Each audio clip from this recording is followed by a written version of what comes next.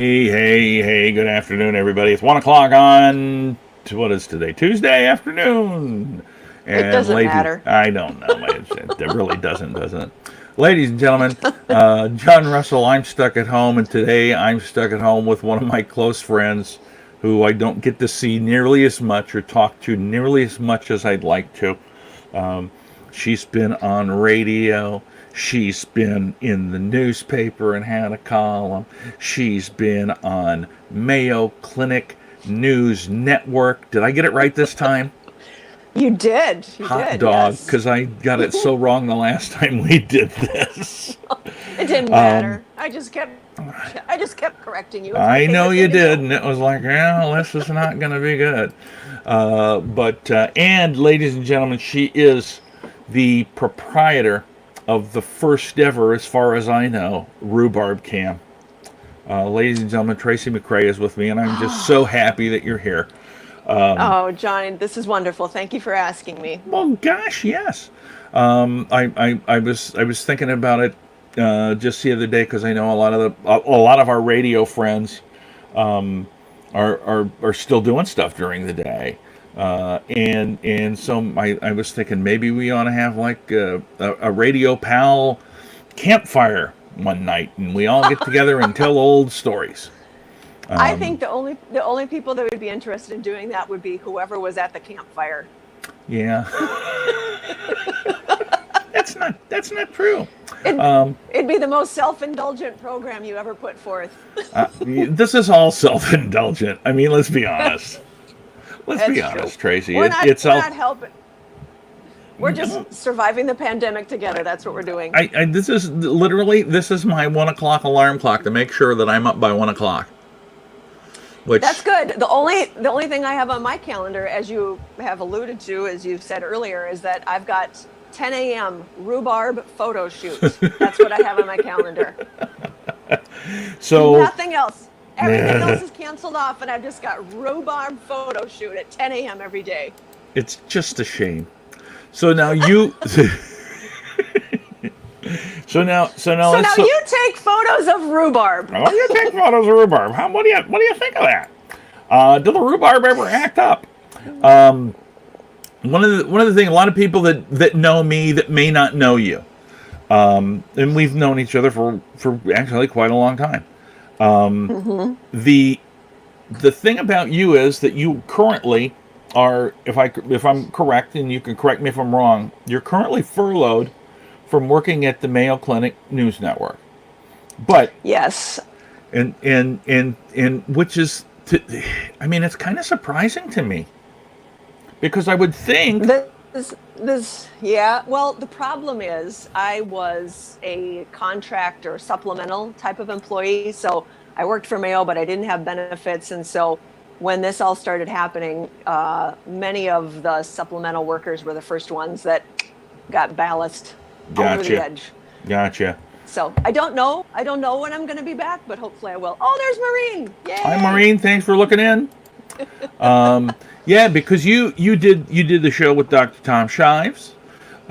You did you were involved in the Mayo Clinic Minutes that were on radio stations. We've already talked about this in a different setting, but across over 200 radio stations around the country. But 200 and some radio stations. But we also had, starting in January, we had started doing a Mayo Clinic Q&A podcast. Yeah. And so that was just, basically, we were taking the interviews that we were doing, and I was editing a version for radio. I was editing a version for public radio, which was shorter. I was editing a version for the podcast platform. And then we would take little 1-minute snips out of it. So we were making good use out of the interviews that we did. And they're still being done. They're just not being done by supplemental employees like me and Dr. Shives. Man, that stinks. So they thought they could find people to fill in for you? You know, have you listened to the now in radio you always listen to the guy that took your spot, right? Now, so have you listened to the people that took your spot? Yes, because the people that took my spot were people that I interviewed. They were people that filled in and would work as co-host with me if Dr. Shives was gone. So they just all kind of picked up the slack. Dr. Sanj Kakar, for instance, Oh, yeah. He is also an orthopedic surgeon, and he all of a sudden didn't have as many elective surgeries to do. And so he's like, well, I could fill in. So he came over and nice. filled in, and he just loves doing that anyway. But yeah. Now, I want you to know, I wasn't trying to... we'll get to go back. Yes. And I want you to know, I wasn't trying to put you on the spot and throw people under the bus. I mean, it's not like in radio where it's like, hey, Tracy, we're replacing you with a guy that'll do it for $1 an hour less. Or a robot. You've been replaced by a machine. Yeah, we get this new guy. With this new guy, Otto. He's great. Automation. Anyway, so now that you're furloughed, how? And we talk about this a little bit ahead, but how are you handling all of this? Are we supposed to be upbeat, or are we supposed to be... You can be however real? You want to be. If like you want to be real... Is this the Brene Brown be real. version? No. No, I mean, here's the thing. I've been listening to lots of Brene Brown. Here's what I can tell you. He said, okay. I was going to say, for me, if you do whatever you want to do, like if people ask me a question on here, I try to answer it honestly, unless I don't want to answer it honestly, and then I make the answer so outrageous that they're like, yeah, that can't be true. So that's how I deal with it. Okay, so how am I doing? Yeah, how I am doing is really not that well, but it really doesn't have to do with the furlough. I don't think it's, because I've lost my job before. Yeah. Who hasn't when you're in the radio business? So that wasn't such a big deal, but having extra time on my hands when you're in a pandemic, not so much. Yeah. Don't enjoy that so much. So I've been trying to, my kids are trying to make their way through distance learning, which absolutely sucks, but I'm very lucky that they're teenagers and not little kids, so that they just do their thing and we try to keep them moving forward. Yeah. But yeah, it stinks. It's a tough thing. Have you gone out and done shopping at the stores? A couple of times a week I will put a face mask on and go into the store, and just as quickly as I can. It is such a, I don't know if do you have a little tally? Like every time I want to say the word unprecedented, I stop myself. Oh no, I don't do that. That's just like this should be. That's the second time I also almost said the word unprecedented, and I didn't. But when it's just there's no set of rules to give us direction for what we should be doing right now. So I don't know. It's kind of freeing on one hand, and it's kind of disorienting on the other. Yeah, I've told people that the last time I had to go get a prescription last week. I drove by the Aldi, and there were people lined up to get in because Aldi's a smaller store, right? So they can only apparently allow so many people in there. I go to Walmart, where I get my prescriptions from, and it's like the Wild West. It's like, yeah, the doors are wide open. Come on in, grab whatever you want here. And then they just got right in they got a squirt bottle and some paper towels. It's like, nah, man, you're going to be safe doing this. It is very unusual. I keep thinking, like 2 years from now or a few, whenever, we'll look back on this and go, can you believe that we thought, that was important, or that we needed to do this, or that we couldn't go and do that? And it's right now, it is what it is. I mean, you take the advice of the people who know a little bit better, the scientists, and go along with it. Yep. That's what I do. See, look at all these friends of mine that are. Oh, I'm glad they are. It's great, and I hope they all say hello to you. Because Lisa, who was just on there, she, like me, has a graduate that, what are you supposed to do with a kid that was going to graduate, and now, like, well, congratulations, here's some eggs. Hey, let's take your senior trip. You're going to the mailbox. Better than nothing. Gosh, it's just amazing, and I, a lot of times when I'm doing this, most of the people that I've been talking with are comedians. Yes. Angela misses I've watched seeing some you. of them. Oh, I'm glad you have. Angela misses you. That's awesome. Yes. So the questions that I'll ask you are going to be a little bit different because I don't think you've, I mean, other than when you worked in Williston, I don't think you've had any real hell gigs. I did do ladies' night at Rookies, and Yeah, that was not necessarily a hell gig, but it was just kind of unusual time. Kind of icky. I would just get home and wash the stank off. You know, that would be when you were still smoking inside, and Yep. you'd get home, and I'd be like, well, I got to be to work in 3.5 hours. I think I'll take a shower now and let the stank wash away. That's what I did. My gosh. But it wasn't hell. It was all fun. Yeah, well, and you got paid for it too, which is what I tell the other comics. When they're talking about their hell gigs, it's like it's not really a hell gig unless you don't get paid for it too, because then True. you're really in trouble. So let's talk about your. And we talked about this before. You're starting radio. Did you go to Brown Institute? I did. So a lot of people. I had wanted to be in radio since I was a little kid, like 4th and 5th grade.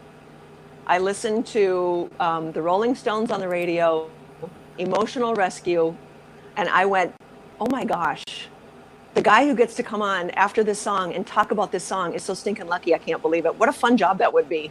And that was probably when I was about in 4th grade. And I always had it in my head that I should do that. So I found myself working in Minneapolis after I quit college because I had, cancer, fixed that all up, and then went to Minneapolis and ended up going to Brown Institute. And ever since then, I've tried to dissuade as many people as I can from going to Brown Institute. Well, I don't think it's even open anymore. I don't think it is. I don't think it's open that anymore. I paid, I hope, paid for like all the interns and things that we tried to, like, we can teach you what you need to know. Don't go there. Exactly. Yeah, my gosh.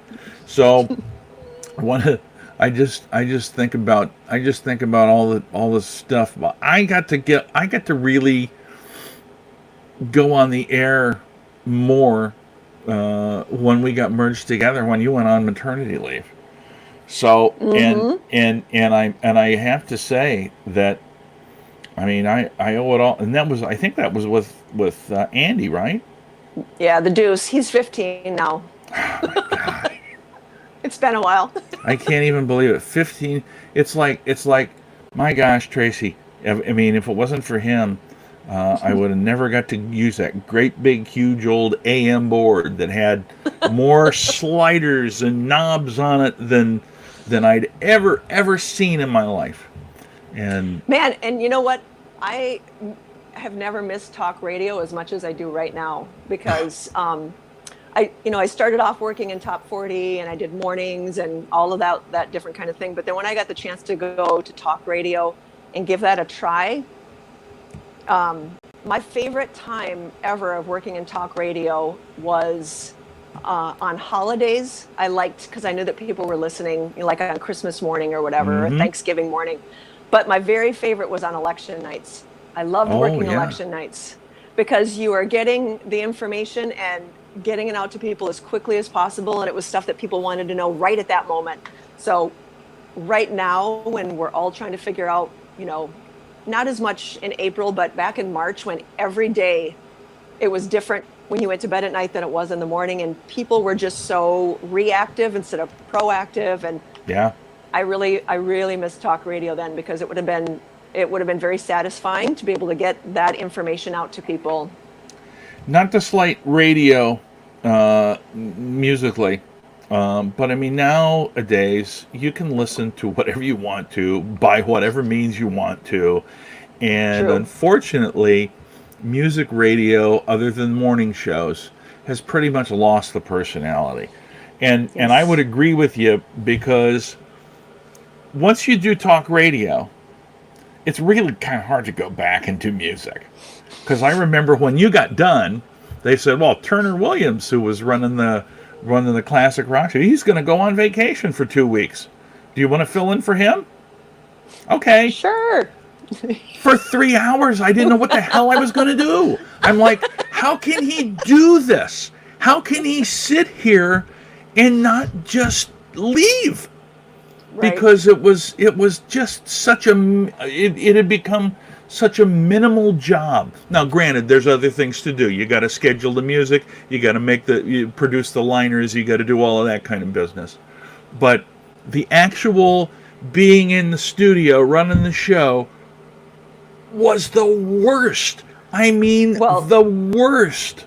And none of that really exists anymore because Right. It's all recorded and produced out, and so you don't have the live thing that's happening, and so you're just there, not usually at the time when the show is on.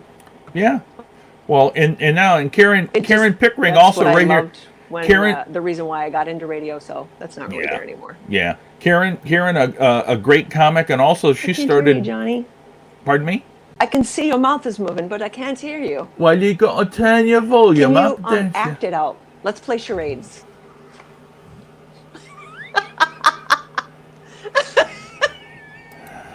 Are you just jacking on me All of a sudden here? it just stopped.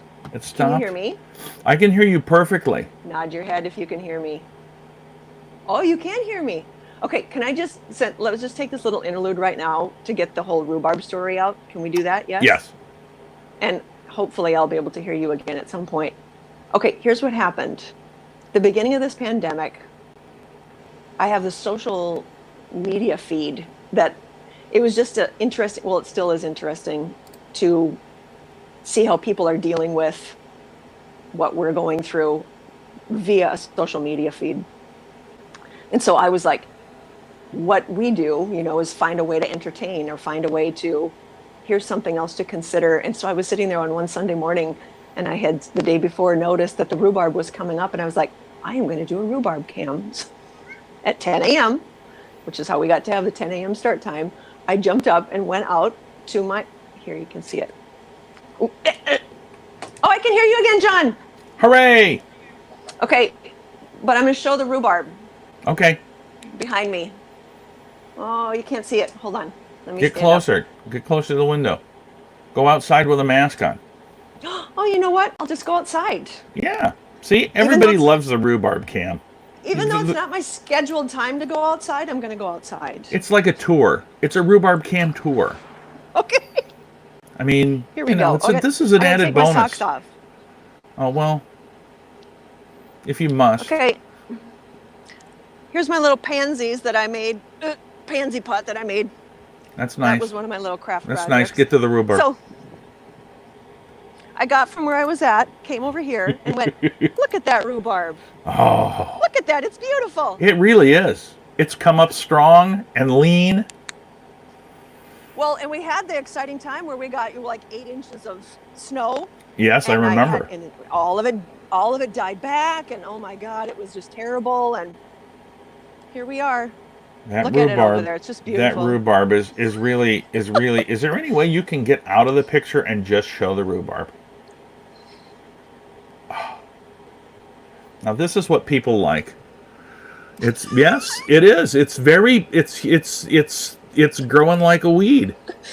Do you know what else? The other thing that people like was the day that I realized when I did the little movie. People like this. Oh yeah.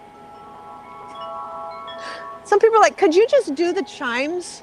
If you did that for like 20 minutes, and then we could loop it for like 10 hours, you know how many views you would get on Facebook or YouTube with that? You know what? We just got to leave. I'm just going to sit out here. Whoops. Are you warm enough? I don't want you to be cold. Well, what really matters is the rhubarb. So there we go. We'll just put that back over there. Okay. And you can also see my hammock stand. Today, if it was a better day, I'd be sitting in the hammock stand. Oh. Dang it. Hey, look, there we go. You can't be everything to everybody. You got to learn that. That's true. That's true. You don't know that already. By the way, So I was just going to tell you the end of the rhubarb story. So then you were asking, like, how are you doing in the rhubarb? How are you doing in the pandemic?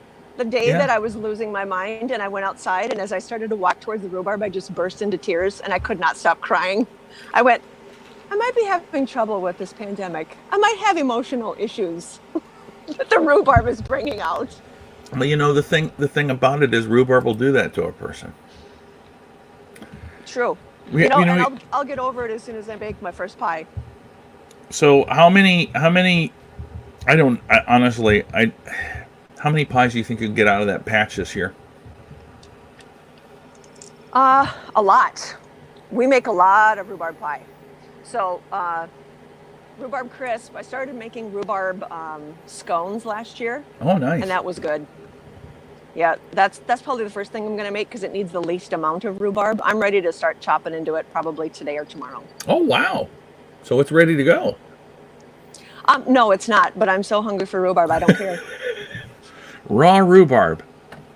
That's right. I don't know. It's raw uncooked rhubarb. I don't know if that's. Some people like it. Some people grew up with that in a bowl of sugar and eating that. That was never my deal. You ever make rhubarb slaw? I have made rhubarb salsa, Oh yeah, but not rhubarb slaw. pretty much same thing. I would think. I like to make a lot of things. I'm trying to come up with a new cooking show for the quarantine, and I got a hell of an intro. But my problem is that I only have a few. I don't like because I live in a room, and so my main cooking utensils. Here's the thing. My mom was always a huge rhubarb fan. Always. Yes. Huge rhubarb fan. But she doesn't have any rhubarb at her home now down in Iowa. At our childhood home, my father planted rhubarb, and it was like so much rhubarb. But now my mother doesn't have any, and she really. I think any of my brothers or sisters that may happen to watch now or in the for Mother's Day, get her some rhubarb. Anyway. It grows everywhere. You could probably even just put in a pot. Does she have like a deck? Yes. Yeah, put some in there. Yes. I mean, I can't do it. I'm socially distant right now. But True. Anyway, speaking of my mother, have you seen any of my mother's guessing jar? I've seen references to it, but I have not gone and looked at it. All We're right. not Facebook friends. I suppose we should be, shouldn't We're we? not. The hell we're not. No, not you and Oh, me. Me and your mom. But my mom is doing them specially for only this show thing Oh, that okay. I'm doing. Gotcha. And people, I'm going to pop this up right now, and I'll fill you in, and other people, please join in, have fun. Mom's guessing jar. The rules are, it's like Price is Right. You're the closest to the actual number without going over. My mother has put a certain number of items in a jar. It's always different, but right now, I'll show you. If there's a tie, it's determined by the earliest guess, and then we announce the winner on this Friday when I'm live. And she has put in there this time. Well, I'll just play the video. Hi there, here we are with another guessing jar. As you see, there are Legos in here. Legos are pretty small. In with the Legos, I have some little men. There's a horse in there even. Good luck on the guessing. Some of those Legos are tiny. Good luck. And that's what she her part of the process is. Hold on, it just shut. What? It did it again? audio. You lost the video? Hold on, don't hear it. You can hear It it? says that it's muted, Johnny. It shouldn't be muted. Now it's muted. The Now host it's has muted unmuted. your mic. The host has unmuted your mic. How's it When now? I was watching that video, I had to tap something about. Oh, yeah, don't worry about it. It automatically Play that mutes video both. again. It automatically. I will, but it's automatically going to mute us both. But here's the thing: you're going to have something. I haven't heard a word since that video played. Wiggle it a little. Wiggle it a little in the thing. Play that video again. All right. Just a little piece of it. Put up that screen. Hi there, here we are with another guessing So, 'cause- jar. As you see, there are Legos in here. Legos are pretty small. In with the Legos, I have some little men. There's a horse in there even. Good luck on the guessing. Some of those Legos are tiny. Good luck. Oh my gosh. So, yes, Okay. no, Now can you hear me? I can hear you. Oh man. You can't hear me and I can't hear you. No, I can hear you. You Yes. You, yes. Me? Hold on. Did. No, yes, yes. Has muted your mic. The host has unmuted your mic. Now we're good. See the problem? I can't hear you. You But you can't can hear me? me. Yes, I can hear you. This is what I'm understanding. You can hear me? You see, here's the deal with when you work in talk radio, you really don't need to hear anybody else. You could just sit and talk to yourself. You have to. The fact that I have you to nod at me is great feedback. But all I got is rhubarb. I got rhubarb.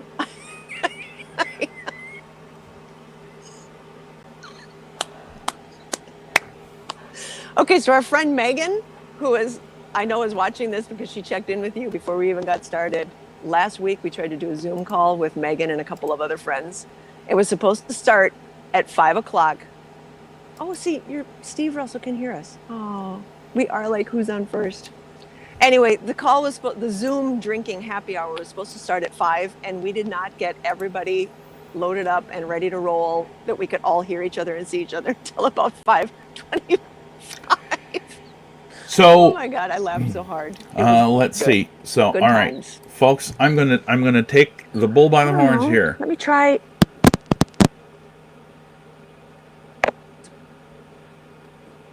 Now you ruined it. Can you hear me? No. Could I leave and then come back? Should I try that? Okay, I'll leave and then come back. Yeah. See, it's like she's talking to a giant horse. She'll be back soon. By the way, go ahead. If you haven't guessed my mother's guessing yours, go ahead and pop it right in the comments, and we'll figure it out. Thank you, Carol. Good to see you. Thank you for looking in. Steve, good for you looking in too. Thank you. By the way, those of you who are wondering, a lot of times people say, "Oh, what do you got in the background today?" Today is the lift bridge at the harbor in Duluth. Not much going on. Not a lot of traffic. I saw a car go by there before. Maybe a big truck.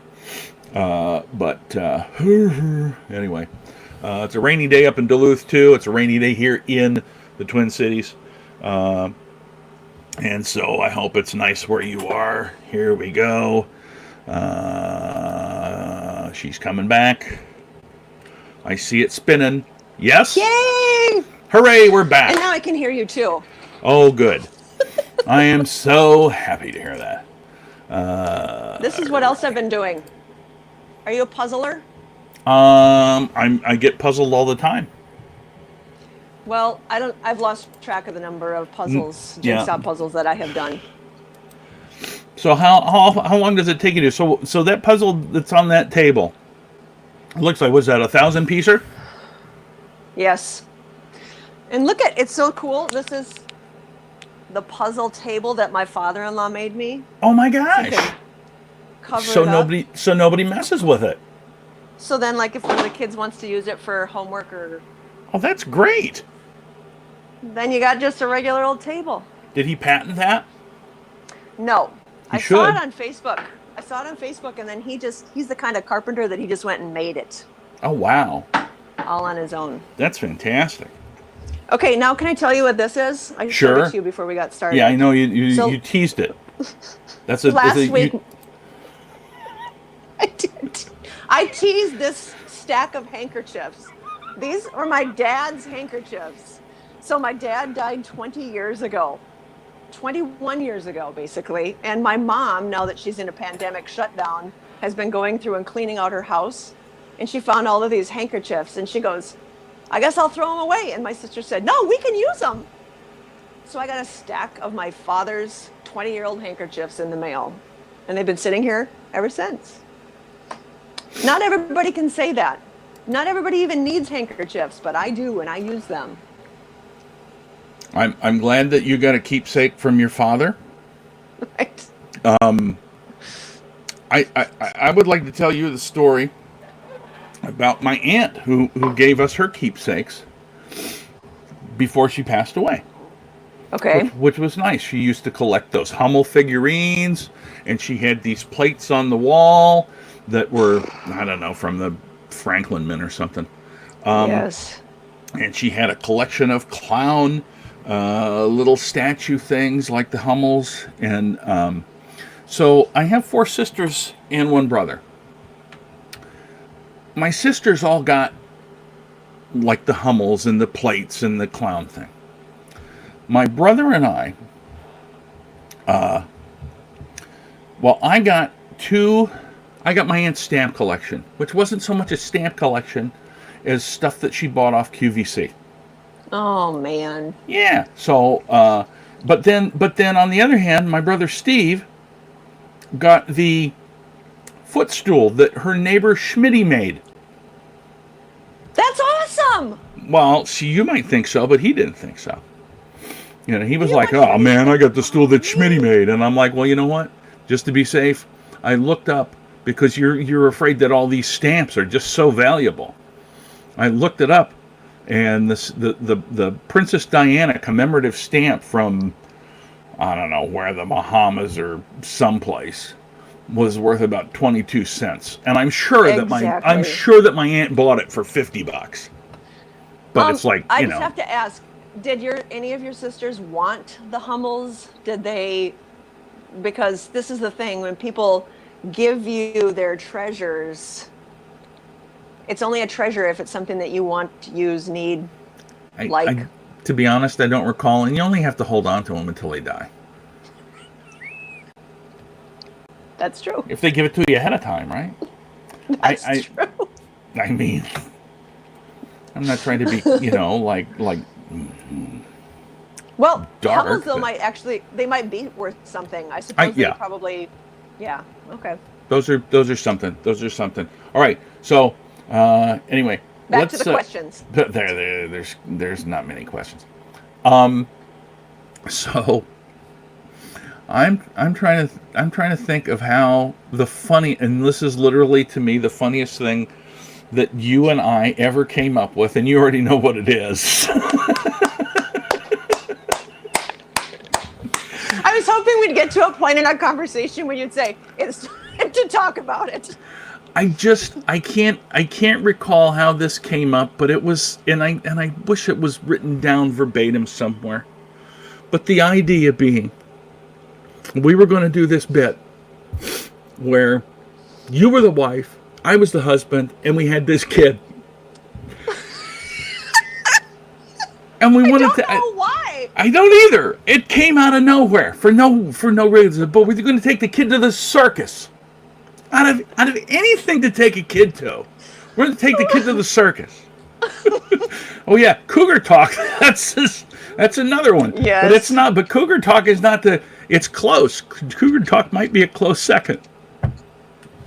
Cougar Talk was my kids' favorites. The kids loved Cougar Talk. Yes. Anyway. That's what they loved. They love me doing that bit the best. It's Cougar Talk. Anyway, the idea being, we take the kid to the circus. And you get him some peanuts. The kid says, peanuts. Can I have some peanuts? Can I have some cotton candy? And then he wants something else. And I'm like, no. And I don't remember. And the whole thing is just like, give that boy some peanuts. Give that boy some peanuts. You're not a man. You're not a man. So the end of it is that it didn't make any sense, but that didn't matter. But when you look at it now, what could make it work is that joke that you give the whole long, like really long setup for the joke, like we had that at camp when the counselors need to kill time. They would tell us that joke that was like forever and ever. It just was talking. And that was the punchline of the joke, is that it was so long. And then at the end of the joke, it's like, you're not a man. But oh my gosh. I couldn't not shout, you're not a man, for a good 2 weeks every time I saw you, which I don't know if that affected you. No. I certainly think it would affect you. You're not a man. It didn't because I was part of the writing. Oh my God. But my gosh, that was just funny. I know, and then one of the beautiful things about doing stuff like that is that it only becomes funny to us. Oh yeah. And no, then, I think the only way to make it work is you just have to keep making that story. Like the kid wanted peanuts, the kid wanted popcorn, the wife said, give it to him. Like just keep going and going. But it is only good for us. We had the whole thing down. One of the most fun things I did was, not the last time I was headlining down at Goonies, but 2 times ago, so probably like 2 years ago, 2.5, 3 years, something like that. I don't have it available. I wish I could play it. You and Megan Kennedy Yes. helped me make a Laughter is the Best Medicine video. And to this day, it's one of the funniest things. We never tell you no. I know. We You never guys are tell the you no. best. You know. And you don't abuse that. Some Well, people would abuse that, but you do not. No, because I know where my bread is buttered. And I know that you can only go to the well so many times. Gosh, and I don't have it here. I know that for sure. Again, not as funny. Yes, Rhubarb Cam is back up. Yeah. And Okay, here's a question from Tracy, for Tracy from Carol. Ever a brownie or a Carol, Girl I was Scout? not a brownie or a Girl Scout because I was a farm kid, so I was a 4-H'er. I was raising chickens and growing plants and sewing up dresses and doing all sorts of 4-H type stuff. Did you get to take any animals to the state fair? Yes, I was a chicken person. I would raise the chickens, and then you pick out your representative chickens and then give them a bath and put Vaseline on their beak and their comb and their feet. That's what Vaseline is for. Not any other uses. Chicken Vaseline. So did the chickens enjoy the baths? Mm-hmm. They did. Very much so. Yeah, because you use nice warm water. And also, if you would take your thumb and fingers and just kind of, like how you do with dogs, I mean, you can kind of massage the combs, like right up by underneath their chin, and they loved that. So that was kind of a way you could kind of calm them down. And that seems a little odd. Well, it's Carol's fault. She asked the question. I tell no lies. How was the lemon why pie? Betsy asks. Betsy is a baker, a fellow baker, and she is making lemon pie out of whey because she's making yogurt. What are we doing? We are all like cooking and baking like we never did before. I will never be able to not wear sweatpants. Ever. I might as well just take all of my clothes with the waistband and just get rid of them right now. Have you found that you wear the same clothes like longer than you normally would? Certainly. I was wearing my morning pajamas and then my after shower pajamas and then my evening pajamas. So I had three different pairs of pajamas. I found I was wearing the same shirt 3 days in a row last week, and I didn't really even realize it. Well, the thing that I don't ever know for sure is, did I shower today or did I shower yesterday? I mean, I would get to a point where I really couldn't remember. So then that was kind of bad. I decided maybe I should schedule that out a little bit more. Yeah. I was just going to say about Betsy's lemon whey pie. I called it a lemon whey pie. And that's a good name. You don't like... I love lemon pie out of any pie there is. Lemon's probably one of the best, whether it's lemon meringue or lemon cream, and lemon curd. Lemon cream. Well, I started making a couple of years ago, like lemon, what is it called? Lemon chess. And so it's kind of a custardy lemon, but man, oh man, is it good. I mispronounced it, but in the best possible way, Betsy. The best way I could mispronounce it, I did. Okay, I have a question for you. Let's do it. Because I know that my friends who are tuning in to watch this that had never seen it before, by the way, your little mock-up, your little ad with the rhubarb in your farmer pants, awesome, so funny. So you usually are interviewing comedians on this program, and so you're asking, you guys talk, like insider comedian stuff. And I know that I probably have asked you this question before, but I'm going to ask it again. And some of your other comedian friends can chime in. Yeah. One of my favorite people is Betty White. And way back in the day when she was the center square on the Hollywood Squares, she said they were talking about funny answers on the Hollywood Squares. And she said that gorilla was funnier than monkey. They said, well, why did you say gorilla and not monkey? And she said, gorilla is funnier because it has a G. Anything with a G is always funnier. And I was probably about 10 years old when I heard that. And I was like, what it said to me was like, there's a science or a method to how you figure out what's funny and what's not funny. And that stuck with me forever.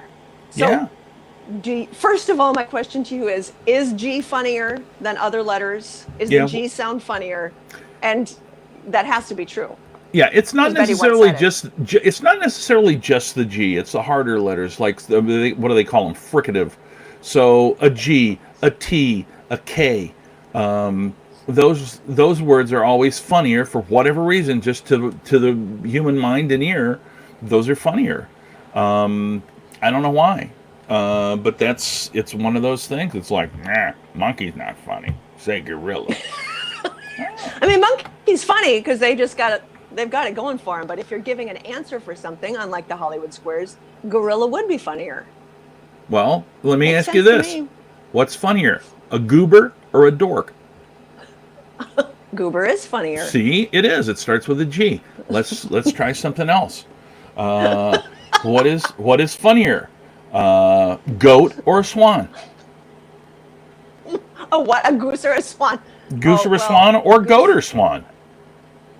Goose would totally be funnier. Goose is funnier than a swan. A goose or a goat, which is funnier between a goose or a goat?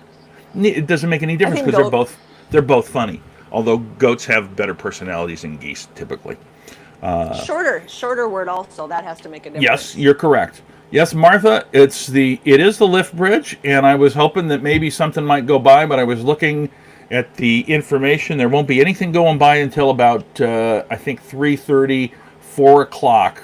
There's a big one scheduled to come through. Explain to the people who are watching for the first time. You have a different background every time. So what I do is, to give you guys an idea, I do my little show thingy here from my room. And that's what I rent. I rent a room.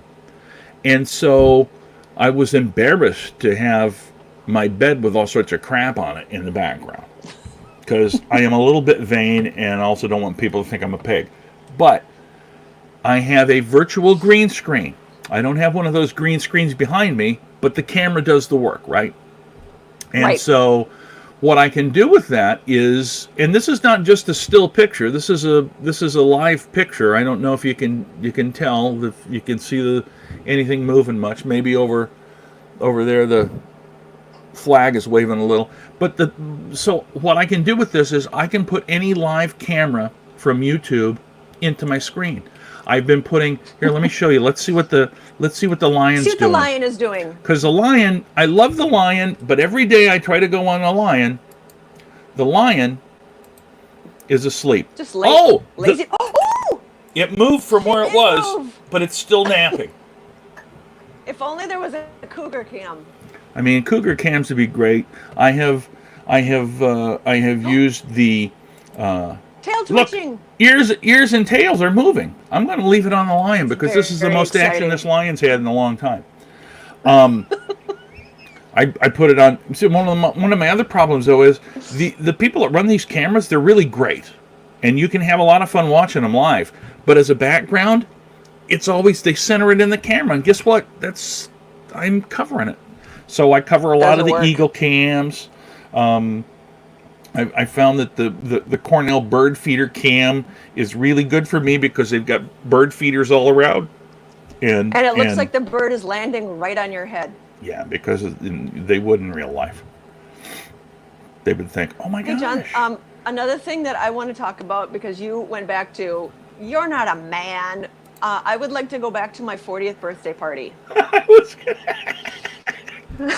Because just like old Betty White comedy stories and old comedians, I thought, and I love my birthday, and turning 40 was a very big deal for me. I remember. Really excited about it. You had your party at the Plummer House. Yeah. Yes, and I asked you to roast me at my birthday party, which I thought would be really funny, and it turned out to be the best gift you could have ever given me, because a large majority of the guests that were like, who is this horribly mean man, and why won't somebody get rid of him? And I just sat there and I was laughing so hard because you were roasting me hardcore, not let up. And my mom, I thought you were going to kill my mom. God, it was so funny. So awesome. One of my favorite things. So Brent Ackerman and Tracy and Megan and I don't remember, was Tom Garrett involved in this? I don't remember who all. And I thought it's a roast, and I'm talking to everybody and they're like, oh yeah, we're gonna roast her. And their roasts were like, oh Tracy, it's so funny how sometimes you wear shoes. And I'm what the hell are you doing? This is not a roast. This is not even a backhanded compliment. This is just, oh, Tracy, you know how sometimes when you're at work you eat lunch? And I'm like, what are you people doing? What are you doing? Hey, Tracy, you remember when you had children? That was the craziest. And so I go up, and the one that I remember the most, and I mean, I had a bunch of them, but the one I remember the most was, I took your rating, which you actually had a good rating, right? But most people don't understand that, right? So I was like, well, Tracy, you got a 15 share in the ratings, which is really fantastic. But you realize that means 85% of the people in this city don't know who the hell you are. And it was just this audible, why is he doing that? I mean, and I just was like, Midwestern uncomfortable people were like, oh my gosh, does everybody have hemorrhoids? What's going on? I mean, people were just like, I can't sit still, I can't watch this. Oh my gosh. And it was like, and then of course nobody wanted to talk to me afterward at all. But and it was awesome. I gotta tell you, I don't learn my lesson. When somebody says it's a roast, see, like, I grew up watching the Dean Martin roasts. Those are not. Yes. That's a roast. You're making fun of them. Yes. You're not being mean to them. Because I wasn't mean. I wasn't like picking on you personally. It was. I've literally done the same thing. It's like, yeah, we're gonna roast this guy. I'm like, sweet. He's gonna get roasted. God. And guess what? I do it, and all of a sudden it's like, and it's like, but you said roast. You gotta know. No, it was funny. Gosh. Just so many of my friends were like, who was that guy? What is that? My relatives, I had so many relatives that came. They're like, why did you not stop him? Why, like, Joel, why didn't you stop him? Like, anybody stands at you, like, anyone could throw you out. You were literally one of the largest people I know. Yeah. Big person. Bring it. It wasn't happening. Yeah. Oh my God. And I just, it was one of the most awkward feelings I think I ever had in my life. But I'm glad you enjoyed it. I did. That's the whole thing. I was thinking, what could we talk about? I'm like, we have to talk about the 40th birthday roast because that was really good. It's one of the huge memories. That and not being a man, which I'm surprised you didn't yell out at that time. Because that would have really. Here's the other thing I wanted to talk about. Yeah. Because I've got topics. Let's do it. Because you also are a radio host. Mm-hmm. You know how to do this. Here's what I want to know. Yeah. Here's what I want to know. How, when people keep saying they can't wait for it to get back to normal, they want stuff to go back to normal, they're ready for it to go back to normal. Hey, Karen. I think normal, we are, see, Karen was there. She was totally nervous. She did not like it when you roasted me. She knew me. She is way too sweet. Yeah, she knew you and she still didn't like it. Okay, so here's what I say. I say we are overselling normal. We are remembering it way too fondly. Normal sucked. I'm looking forward to like let's have something better when we get back. Let's not go back to normal. Do you think that's possible? I would agree with you, because nothing will be normal after this. It just won't. And I don't know about you, but I watch Governor Cuomo from New York, when he does his briefing every day. I watch our Governor Walz, when he does his briefing at 2 o'clock after this is over. I try to watch President Trump when he does his brief and brag session. And don't get me wrong, I want the guy to succeed. Yeah. Because if he succeeds, we all succeed. But I also... He's flying our plane. He's the pilot. We need him to succeed. So don't get me wrong. Like, it's not like I'm trying to throw mud on the guy, but he clearly... He's just not... He doesn't seem to want to pay attention to what the people that he's hired to tell him what is going on say. And I don't get political on here, but I watch those. And the reason I bring that whole thing up, one of the things that Governor Cuomo said, and I always have been remembering this about when people say, "Oh yeah, well it's going to get back to normal." It isn't. After 9/11, we all have to take our shoes off at the airport. We have to take our belts off. We can only carry so many things. If you would have said, if you would have asked that, hey, what do you think? So do you think if you get on a plane, you'll ever have to take your shoes off? If you would have asked that in 1999, everybody would look at you like you were insane. You got to be insane. You got to be insane. No, I am not the new Tiger King, but I am the lion. I'm the lion napper. Lion napper. Oh God. Oh my gosh. There was Dana. See, epic birthday parties. That's so funny. Well, the reason I don't want to go back to normal is because it wasn't working for us. I mean, I would like there to be. It's moving. It went off camera. The lion is moving. Come on. It's just going to find a better place to lay down. It's hiding now. It's behind a tree. Great. There's the tail. All right, so I'm gonna pop up this from Carol. Carol watches me every single day. She's looking at your senior photo, which, by the way, stalker. Where did the fox come from? When one spring day in April, my uncle was out getting weeds out of the tree shelter belt, and he ran over a fox den and killed all the baby foxes except for one. And it was a brand new. The mother was gone because it was a brand new baby. They have them and then they leave to protect them. And so my uncle brought this little bitty thing to my mom because my mom is like, she keeps things alive. It's just what she does. And so kept this little baby thing alive. We didn't know what it was. It was gray. We thought it was a little wolf or like a coyote. We didn't know what it was. And it ended up it was a fox. And it lived with us all summer. Oh, including the time when I went to get my high school senior pictures taken.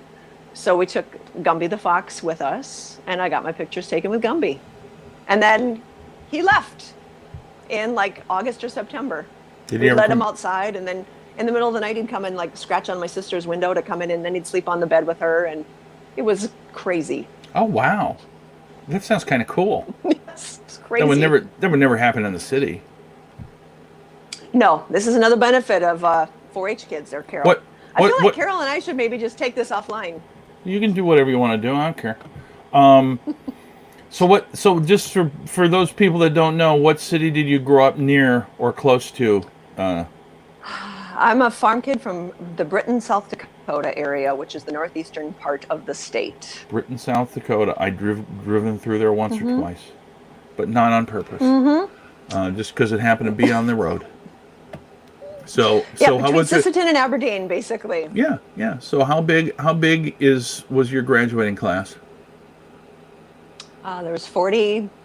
40? 47. I can't remember anymore. 47. Wow, that's a lot.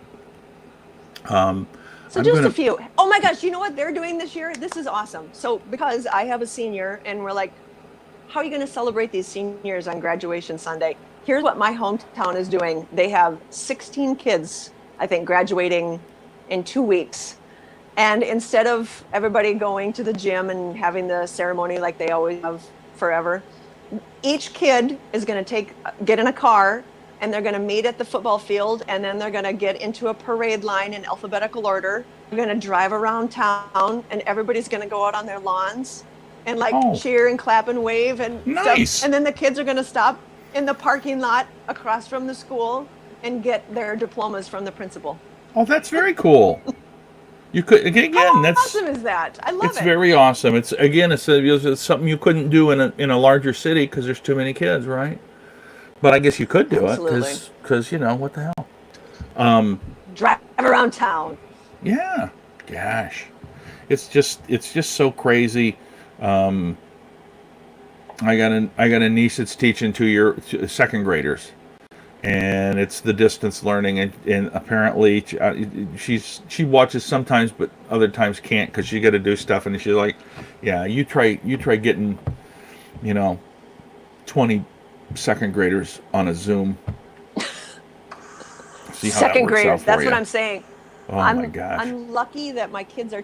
I got to get over by I got to plug my phone in. Oh yeah. Who knew? Technology. We all knew. Trying to grab it with my toes. You'll get Tracy, who support? What did she say? Who supported you in radio? I think is what she's meaning. Who supported me in radio? Everybody did. I don't think there was anybody that didn't like you. Other than some of the listeners, 85% of the listeners didn't like you because they didn't know you were. They didn't. That's from the roast. Remember, that's from the roast.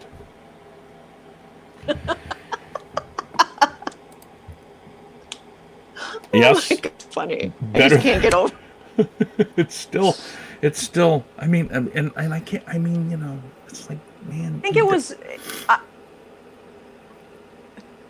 I'm trying to think. I mean, it's not fair to say I didn't have any supporters. I mean, okay, so my first job in Williston, North Dakota, Robbie Daniels, who I know, who works by the in way, radio in Fargo right now. Yep, you know Robbie. So she was the person whose job I took over. So she, I would say, was the first.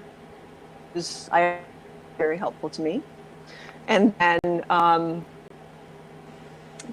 I came back here. It was great. Brian Ackerman was great because he hired me. I mornings and then the first week or two he goes, you know what? Instead of filling in, what's job? Okay, I will do that. Why don't you just have it? I don't know. Probably James Ray. Yeah. He's such a he's my better half. And you and James. You and James worked together for a long time, didn't you?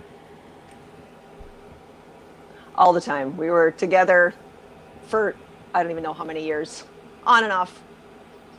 He stayed at my house after his kidney transplant. Yeah. So it was very confusing. Yeah.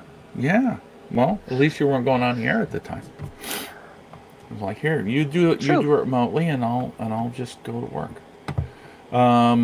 Gosh, I'm just looking at the time. I can't believe we've already gone an hour. Hey, Dallas asked about the Tiger King. Did you watch that show? You know what? Do you think about the whole? So here's the thing. I watched the first show, and I don't know. Maybe it's just me. Obviously these are a bunch of pieces of crap human beings. Didn't intrigue me at all. I just was like, why would I watch this when there's perfectly good episodes of The Office still on?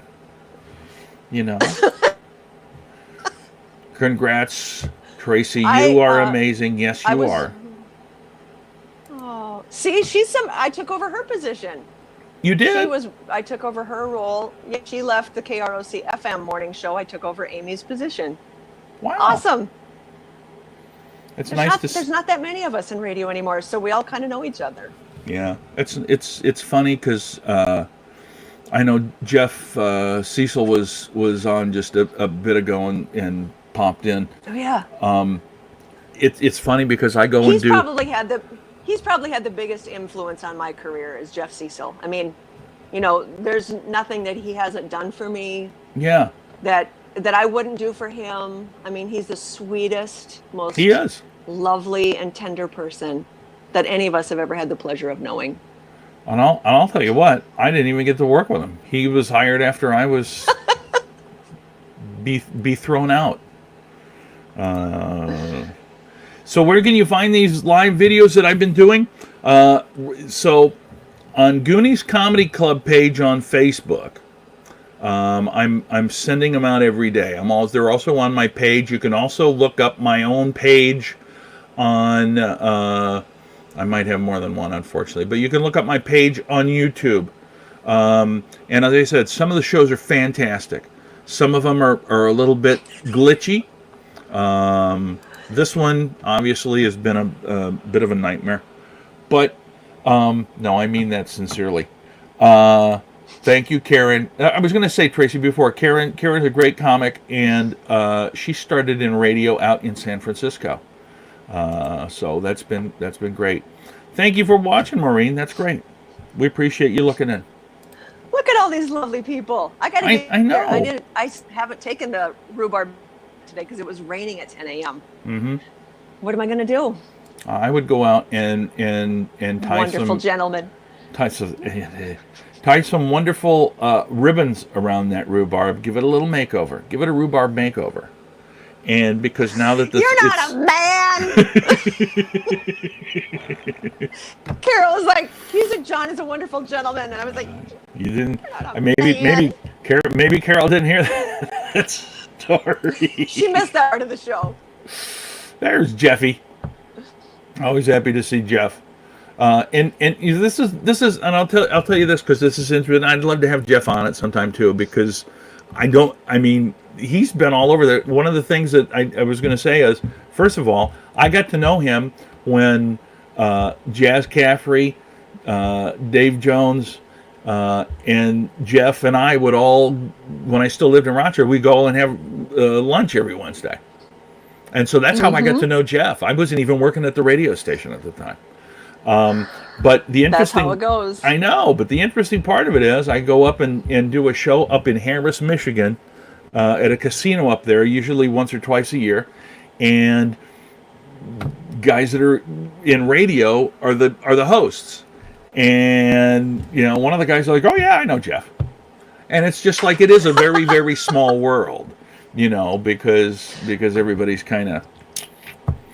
It's almost as small. I tell people that radio and comedy are very, very similar in that if you know somebody, you know them. If you don't, you don't. But it doesn't mean, because it's all really sort of tight knit. So if there's a guy that does whatever, you know it. There's Dana. Like to listen to you and James. You two were dynamite. Listen to James Rady. Yeah, but could James give a roast? Did James roast you? Did James come and roast you, or was he in Fargo? He was not there. He was up in Fargo at the time, and didn't come see. And then and here's the funny thing about the intertwining of radio. He and can't think of her name. Help me. Corey. James and Corey went up and Robbie. started working with one of my close friends, Jim Manny.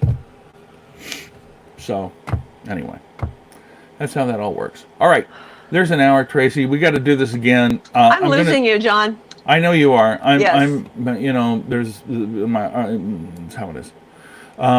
Thank you so much for spending this much time. I'd love to have you on again sometime, and hopefully I won't be doing this forever. Because I am completely losing you.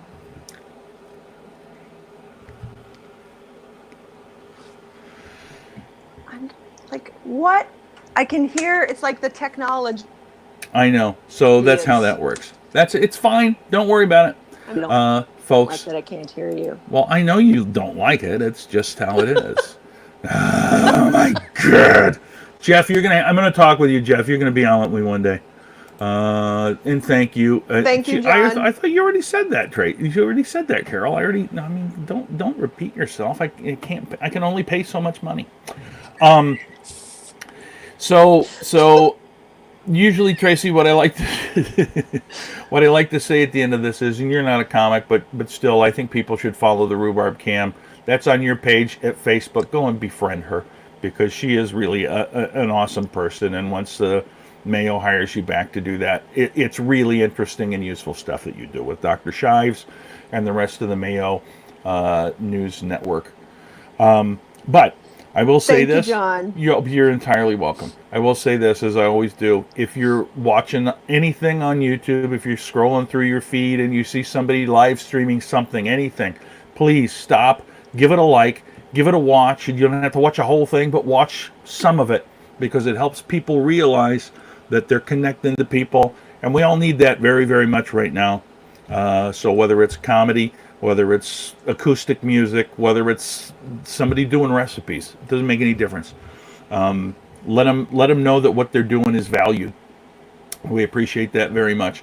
Don't forget to guess on Mom's guessing jar full of Legos. I'm not going to go through that whole thing.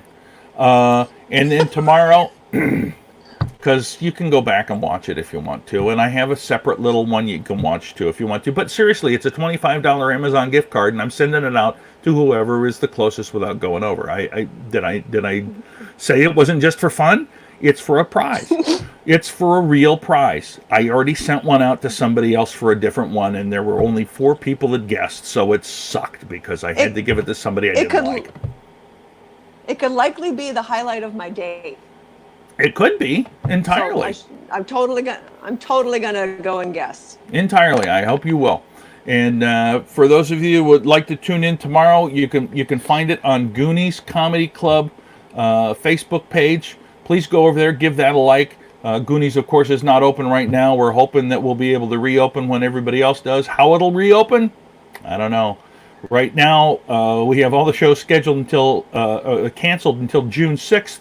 At which point I'm supposed to be the headliner. I don't know how that's going to work out. Well, yeah, it's nice, but I got a bad feeling that we're not going to do that show. Just because, how you going to do it? You can't fit the whole 100 be in a comedy club. You jam people. Anyway, I'm rambling on. You can tell. You can agree. We'll deal with it. We'll deal with it then. That's right. All right. So, folks, tomorrow another young comedian. He's from Duluth, now making his home in the Twin Cities. Dan Hinnenkamp is going to be on with me, so I hope you will come back and find out how he's dealing with the pandemic and what his path along the comedy trail has been. We'll look forward to it. Tracy, thank you again so much. Appreciate it so much. John. All right. And everybody else, thank you so much for watching, because literally you got no reason to do it. Means a lot. Means a lot to us. All right, everybody. See you tomorrow at 1 o'clock. Bye-bye.